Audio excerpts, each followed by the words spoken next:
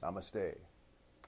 My name is Dr. Robert Henry Schwenk, aka Dr. Bob, sometimes known of as the Maven of Meaning or the Harbinger of Happiness. I'm coming to you today from my home studio in Norwalk, Ohio. Today's topic is 50th class reunion and happiness. I've just recovered from my 50th high school class reunion. Yes, I graduated in 1963. It was another way of experiencing and realizing that happiness comes from within, in the end, and in the beginning. I went to the reunion hoping that people would talk to me. I was in the out crowd back in those good old days, but it was still the same as when I was in high school. Those who would talk to me then, acknowledge that I existed, talked to me during the two-day homecoming. Those who would not give me the time of day back in those crazy days of high school still didn't even bother to look at their watches in preparation for updating me on the time. Immediately my ego began to feel sad and unwanted. Even an old crush of mine came up to the table where I was handing out name tags and asked me about someone else. She, however, never said hello to me directly or asked how I'd been. Nothing. Crestfallen was I.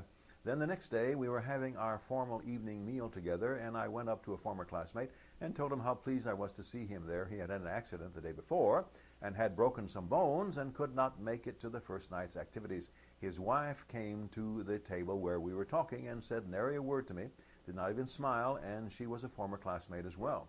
Instead, she had some kind of nasty look upon her face. Again, my ego felt involved, and I felt cheerless. I was expecting to be validated from persons outside myself. I received some of that from former high school friends, but it was devastating to my high school self-ego when it didn't occur universally. You and I are not going to find all the happiness we want and deserve from outside sources. True, lasting, validating happiness comes from within ourselves. From the all there is within you, you will find happiness that does not depend upon your ego to prop you up. Just a little side note here, I combine the first letters of the all there is to form the word tethys as a shortened way of saying the all there is.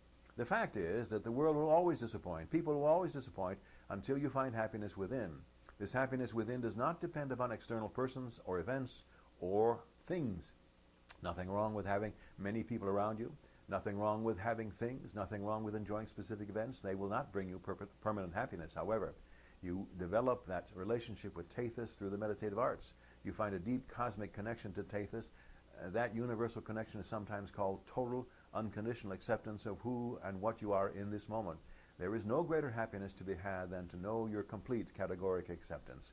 Then no matter which high school reunion you attend, your happiness cannot be snatched away from you by people who just do not get the meaning of fellowship or friendship. Find your happiness within and live as if you mean it. May you and all sentient beings know happiness and the root of happiness. Namaste.